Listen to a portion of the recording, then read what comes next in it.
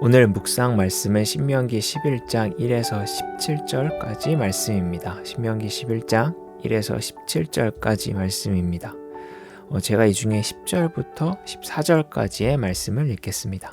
내가 들어가 차지하려 하는 땅은 내가 나온 애굽 땅과 같지 아니하니 거기에서는 너희가 파종한 후에 발로 물 대기를 채소밭에 댐과 같이 하였거니와 너희가 건너가서 차지할 땅은 산과 골짜기가 있어서 하늘에서 내리는 비를 흡수하는 땅이요 또 내 하나님 여호와께서 돌보아 주시는 땅이라.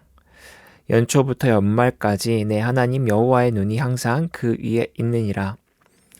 내가 오늘 너희에게 명하는 내 명령을 너희가 만일 청종하고 너희의 하나님 여호와를 사랑하여 마음을 다하고 뜻을 다하여 섬기면 여호와께서 너희의 땅에 이른 비 늦은 비를 적당한 때에 내리시리니 너희가 곡식과 포도주와 기름을 얻을 것이요. 아멘. 톨스토이의 단편집 중에 사람은 무엇으로 사는가 라는 책이 있습니다. 길지 않고요. 또 워낙 유명한 이야기이기 때문에 한 번쯤 읽거나 들어봤을 거라 생각됩니다. 내용은요, 하나님의 명령을 거슬러서 지상에 떨어진 천사 미카엘의 이야기를 담고 있습니다. 하나님은 미카엘에게 3가지 질문을 주고 지상에서 그 답을 찾게 합니다. 3가지 질문은 다음과 같습니다. 사람의 마음속에는 무엇이 있는가? 사람에게 주어지지 않은 것은 무엇인가? 그리고 마지막은 책의 제목인 사람은 무엇으로 사는가입니다. 이 3가지 질문 모두 곰곰이 생각해 볼 만한 의미 있는 질문입니다. 저는 이 단편집을 읽었을 때 이 2번째 질문이 참 인상적이었습니다. 사람에게 주어지지 않은 것은 무엇인가? 그 답은 사람은 자신에게 무엇이 필요한지 아는 것, 그러니까 그것을 하나님은 인간에게 주지 않았다고 말합니다. 사람은 자기에게 무엇이 필요한지 모른다는 얘기죠. 책의 이야기를 잠깐 하면 이렇습니다. 한 돈이 많고 거만한 사람이 이 지상에 떨어져서 신발을 만들고 있는 미카엘을 찾아와서 신발을 요청을 합니다. 그 신발은 1년을 신어도 뜯어지지도 않고 또 모양도 변하지 않는 아주 화려한 장화를 만들어 달라고 합니다. 하지만 미카엘은요, 신발을 요청하는 그 부자의 어깨 뒤에 있는 이 죽음의 천사를 봅니다. 그리고 저 사람에게 지금 필요한 것은 화려한 장화가 아니라 죽은 사람이 관에 들어갈 때 신는 신발이구나 하고 그 신발을 만듭니다. 진짜로 그 사람은 며칠 뒤에 죽었고요. 그리고 그 부자, 그러니까 신발을 의뢰했던 부자의 바람과는 다르게 세상에서 가장 화려한 신발이 아닌 이 송장에게 신기는 신발을 신습니다. 미카엘에게 신발을 의뢰했던 부자는 진짜 자기에게 필요한 것이 무엇인지 몰랐던 것이죠. 이 이야기의 질문인 사람에게 주어지지 않는 것, 그리고 그 답인 사람은, 즉 우리는 우리에게 정말 무엇이 필요한지 모른다는 것. 이 질문에 대한 답은요, 아무리 과학이 발전해도 변함이 없을 거라 생각됩니다. 하루가 멀다 하고 예상치 못한 과학기술이 아주 빠르게 등장하는 오늘이지만 그 오늘에도 우리는 미래를 완벽하게 예측할 수 없습니다. 그저 확률만 높일 뿐이지요. 그래서 톨스토이의 통찰처럼 우리는 우리가 정말 필요한 것이 무엇인지 앞으로도 그리고 미래에도 알 수가 없습니다. 그저 그것이 필요하겠거니 라고 예측만 할 뿐입니다. 이 사실을 마음에 품는다면, 그러니까 우리는 우리에게 정말 무엇이 필요한지 모른다 라는 이 사실을 마음에 우리가 품고 있다면 당장 하지 않으면 안 될 것 같은 이 조급함도, 그리고 내가 저거를 반드시 가져야 돼 하려는 그런 소유욕도 조금은 줄어들지 않을까 싶습니다. 말씀을 보죠. 오늘 묵상 말씀의 하반절에 보면 하나님은 이스라엘이 거주할 땅이 어떠한 지리적 특성을 가지고 있는지 말씀하십니다. 10절에 말씀하십니다.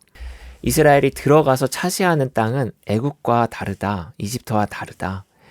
애굽은 농사를 지을 때 강의 물을 끌어다가 사용했다면 가나안 땅은 그렇지 않다고 말합니다.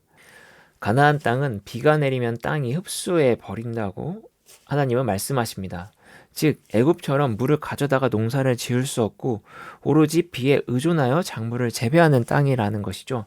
농사에 있어 물은 필수 조건입니다. 그리고 농사는 당시 인간 생존의 필수 조건이기도 하였습니다. 이집트에서 물을 끌어다가 쓸 수 있다는 것은 결국 인간의 의지로 자신의 먹거리의 수확량을 높일 수 있다는 말이 됩니다. 다시 말해서 자신의 의지로 생존의 확률을 높일 수 있다는 말이 되겠죠. 그러나 앞으로 이스라엘이 들어가서 살 땅은, 가나안 땅은 그렇지 않습니다. 열심히 농사를 지어도 비가 오지 않으면 충분한 수확량을 얻을 수가 없습니다. 씨를 뿌리는 수고함도 있어야 하지만 적절한 시기에 비가 내리는 은혜도 있어야 하는 것입니다. 그래서 하나님은 비를 적절하게 내리셔서 그들의 필요를 채우실 거라 말씀하십니다. 그리고 그러기 위해서는 이스라엘이 하나님의 말씀에 귀를 기울여 듣고 행해야 한다고 말씀하십니다. 결국 이스라엘이 거주하게 될 가나안 땅은 하나님을 의지해야 하는 땅이라는 것, 또 하나님의 은혜를 구해야 하는 곳임을 그들에게 꼭 필요한 이 농작물의 재배 원리를 통해 하나님은 일깨워 주신다 할 수 있습니다. 그러니까요. 이스라엘의 삶은 이스라엘 스스로가 아니라 하나님이 결정 짓는다는 것을 이스라엘이 앞으로 살게 될 땅의 지리적 특성을 통해 말씀하신다고 볼 수 있습니다.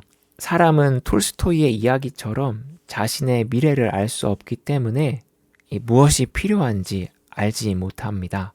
자신의 인생을 자신 스스로 결정하겠다라는 말은 어쩌면 굉장히 불확실한 이야기입니다.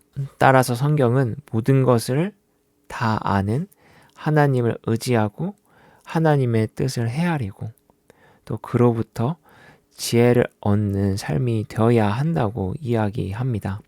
이것은요, 자신의 힘으로 무언가를 해낼 수 있다고 생각하는 애굽, 그 이집트의 삶과는 전혀 다른 것입니다.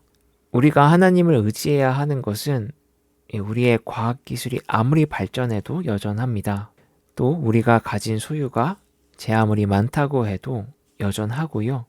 왜냐하면 우리는 아무리 뛰어난 지적 능력과 수많은 재물을 가졌다고 해도 여전히 우리에게 진정으로 필요한 것이 무엇인지 알지 못하기 때문입니다. 그렇기 때문에 우리의 필요를 온전히 아시는 주님을 의지해야 합니다.